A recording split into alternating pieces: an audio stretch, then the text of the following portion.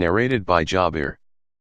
The Prophet peace be upon him came to know that one of his companions had given the promise of freeing his slave after his death, but as he had no other property than that slave, the Prophet peace be upon him sold that slave for 800 dirhams and sent the price to him.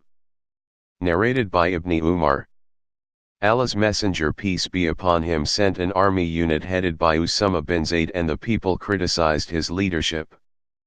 The Prophet peace be upon him said to the people, "If you are criticizing his leadership now, then you used to criticize his father's leadership before. By Allah, he, Usama's father, deserved the leadership and used to be one of the most beloved persons to me, and now his son Usama is one of the most beloved persons to me after him." Narrated by Aisha. Allah's Messenger peace be upon him said, "The most hated person in the sight of Allah is the most quarrelsome person." Narrated by Ibn Umar. The Prophet peace be upon him sent an army unit under the command of Khalid bin al-Walid to fight against the tribe of Bani Jadhima, and those people could not express themselves by saying, "Aslamna," but they said, "Saba'na. Saba'na."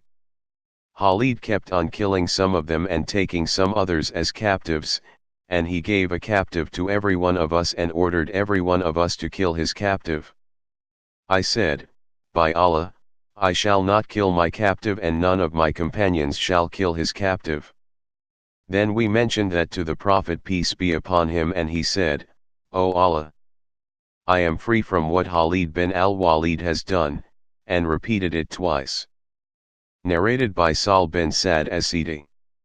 There was some quarrel, siding, among Bani Amr, and when this news reached the Prophet, he offered the Zuhr prayer and went to establish peace among them.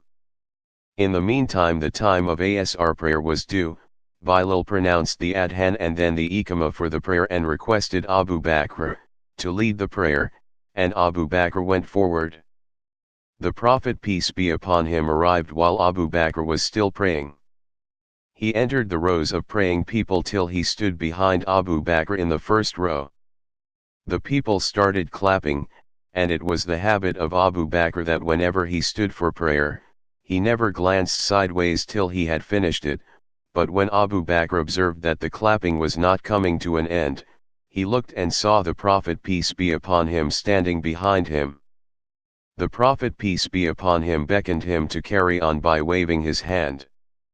Abu Bakr stood there for a while, thanking Allah for the saying of the Prophet peace be upon him, and then he retreated, taking his steps backwards. When the Prophet saw that, he went ahead and led the people in prayer.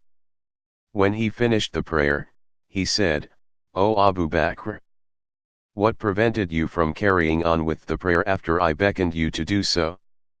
Abu Bakr replied, "It does not befit the son of Abu Quhafa to lead the Prophet peace be upon him in prayer."